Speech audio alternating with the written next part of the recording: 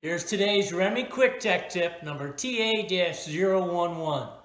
Today we're going to be talking about the 1991 to 1993 Acura Integra and Acura Legend.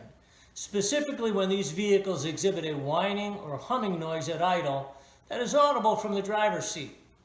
So what could be the cause of that noise?